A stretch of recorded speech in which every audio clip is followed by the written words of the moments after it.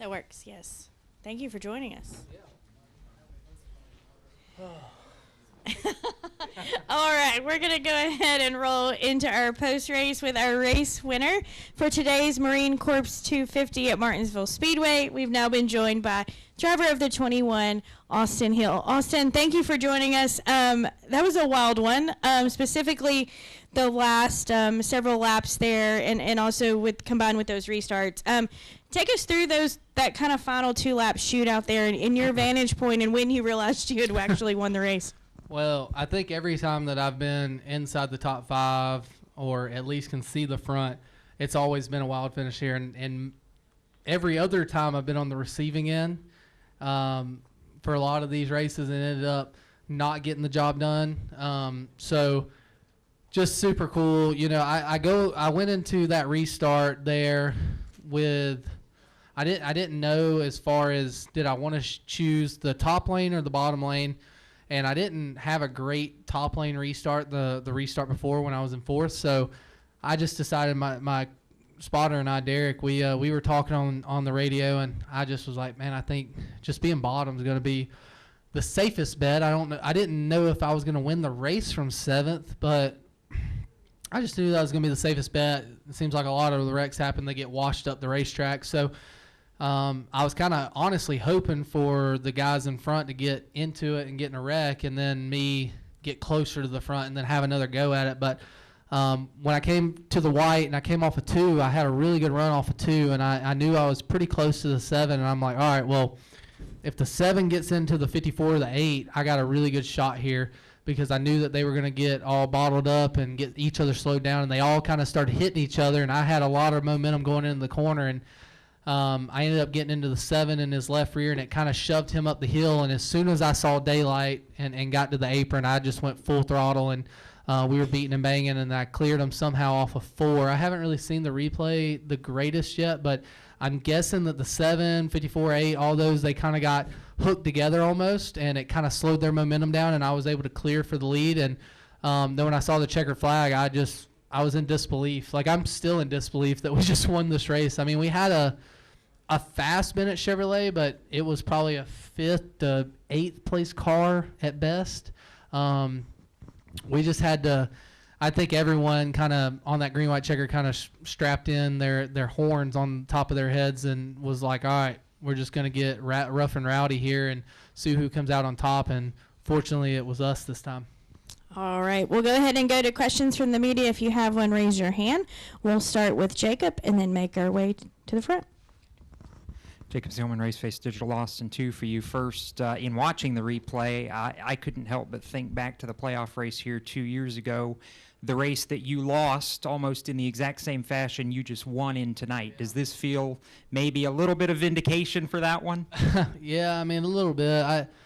There's a lot of things that I take away from that race. When I go back and I look at that race from 2 years back, there's a lot of things that I should have done differently as a driver, and I realize that.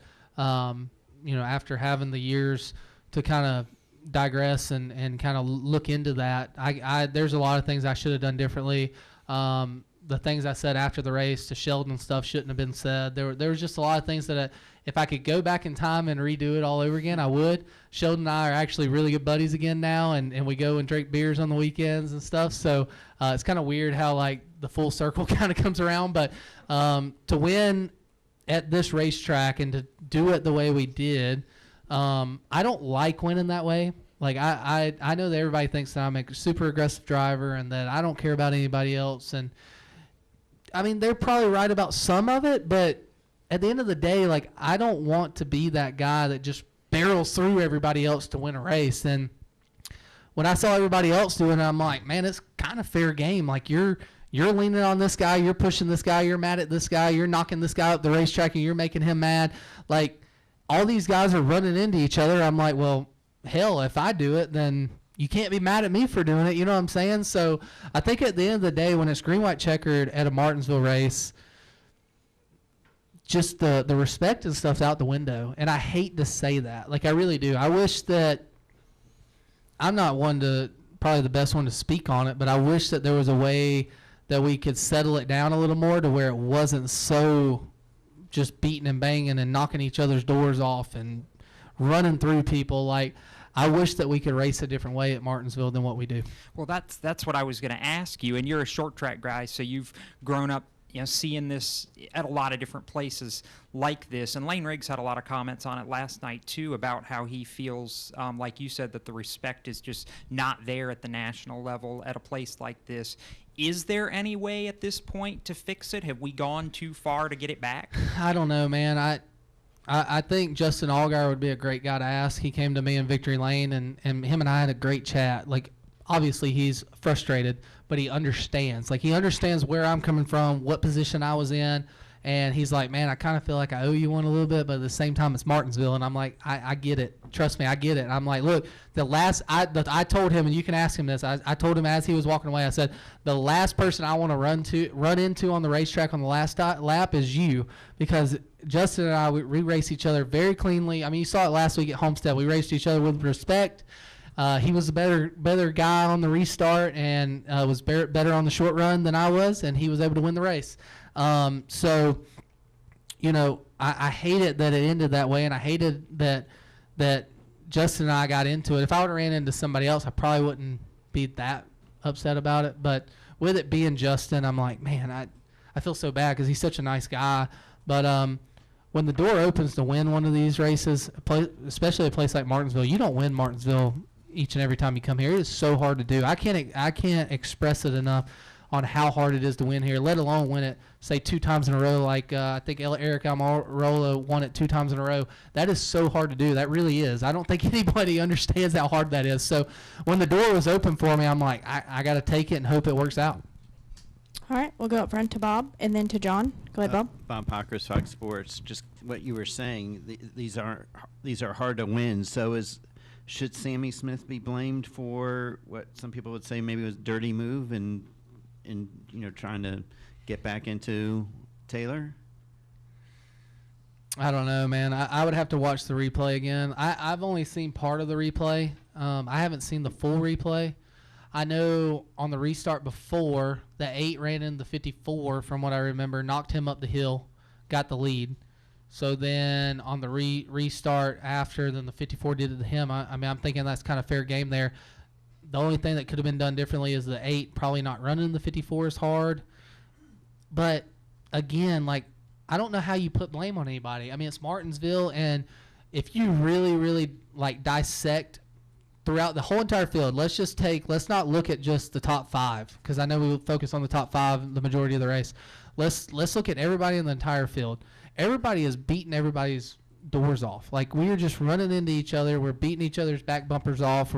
I had so much front end damage and rear damage by the end of the race. It's just comical to me, like how much we destroy our race cars. Like, these race cars are very expensive to fix, and we just come here and we just destroy them, and we know we're going to do it. Like, even all the race teams, they know we're going to destroy the race cars. So I don't see how I can put any blame on anybody. I mean, we saw what I was able to do, or what I was willing to do to win the race. So, like, I'm probably not the greatest guy to ask, because at the end of the day, I said in one of my interviews on the front stretch, I feel like I've been pushed around a lot here at Martinsville, and I this race put my helmet on with horns out of it, and was like, look, I'm going to be extremely aggressive all day, and wherever I end up, I end up. If I make people mad, I make people mad. I bring my 21 team, all my guys to the racetrack, and I don't really care about everybody else. And that's kind of the mindset I had going into this race. Now, don't get me wrong, I have that mindset every week, but this one's kind of like, you take it up an extra notch.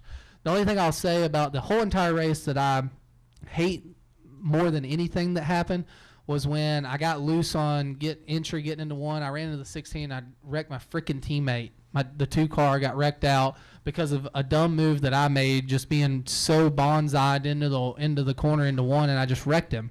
Wasn't trying to do that. Like, I got loose under braking on entry. I ran into the 16 and kind of ran the 16 up the hill, and it ran him into the 2. So I feel really bad about all that. I know a lot of people probably don't think that I do, but at the end of the day, the 2 car, like, we share chassis and we share race cars with each other. So, like, wrecking a teammate the way I did hurts me in a sense. So it's like, I hate that it went down the way it did. I'm hoping that him and I can talk about it. It's probably kind of late right now, so hopefully him and I can talk about it tomorrow, and I can just voice my apology, and hopefully he retains it and doesn't feel too hard on me about it. But out of all the stuff that happened tonight, that is the only thing I take away from tonight that I feel bad about is wrecking my teammate. All right, John. John Newby, Savage Ventures. First off, it makes you feel better. Justin said he doesn't fault anybody for what happened in overtime because of what's at stake. Yeah, and he kind of told me that in Victory Lane. So yeah, it was reassuring hearing him say that. Then my actual question is, when you have these situations like you said that kind of turn comical, you know, Justin told me it's a shame that Martinsville's gotten to this point. Matty D said that he went from loving short tracks to looking more forward to Kansas, Darlington, because there's not as much chaos that happens. Do races like that, do they make these tracks kind of lose their luster for you? I mean, if you listen to my radio, if you go back and listen to it, at one point in the race, I think it was like 40 to go, I literally came over the radio and said, I absolutely hate this place. Like, I just was like, this is getting ridiculous. But I don't know how you fix it. Like, I don't know, does NASCAR step in and do they start penalizing people for wrecking each other on the short tracks only? I don't know. I really don't know that answer. But, and like after the race, like getting in fights and stuff, I heard that there was maybe a fight after the race or something tonight. I've been in one before. Like after the race, getting in fights and stuff, like that don't fix it. Just fighting somebody don't fix it. Because guess what? When we come back to Martinsville in the fall, all those same drivers that got in the fight, they're going to do it all over again. Like they don't care. Like I don't know what the answer is. I really don't. I wish Allgaier was sitting here. I think he's really good at answering these type of questions. I wish he was sitting here and him and I could kind of bounce the ideas off each other. But I think a change needs to be made, but I don't know what that change is. I really don't. All right, we're going to go upstairs. There's a question in the press box. Chris McIntyre.com.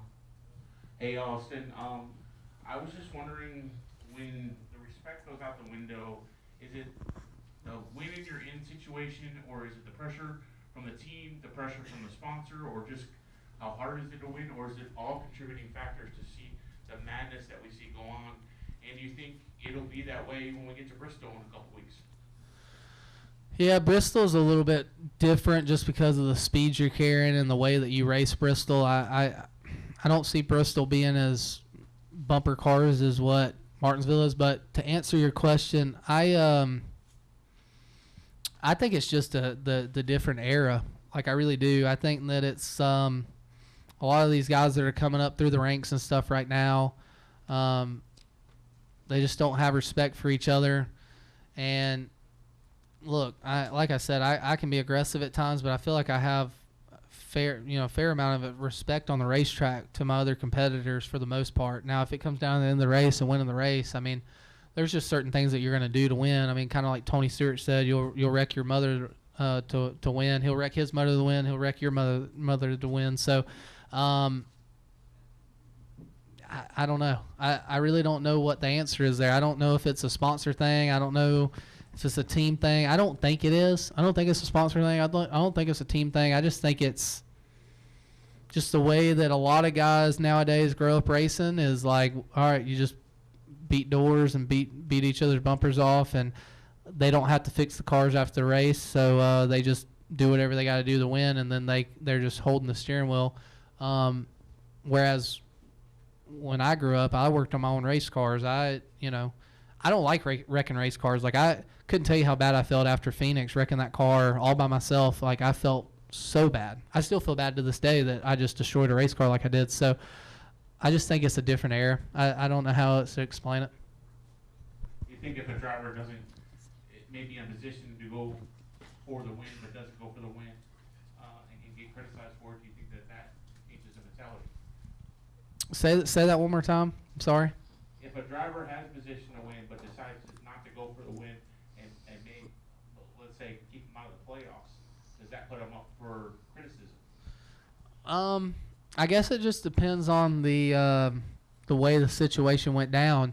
If he got passed, say, throughout the race clean by the guy that was behind him and is now in front of him, if he got passed clean, then I think if he's not able to pass that guy back clean, then if he runs second or third and he misses the playoffs, then that is what it is. But I do think that ever since we brought the playoff format in, and winning a race is so crucial in the sport now, and then when you go into the playoffs, how crucial it is to win races, there is a lot of stress, a lot of tension, and a lot of weight on the driver's shoulders to perform and get the job done. So I think some of that does weigh on your shoulders, and when you come to a place like Martinsville, if you're on the outside looking in, there's almost nothing that you won't do to win the race if NASCAR is not going to step in about it. All right, Austin, congratulations again on that win. We appreciate you spending some time with us, and I guess have a good night. Yeah, thank you. I appreciate it. Yeah, that was a long night. Appreciate it, guys.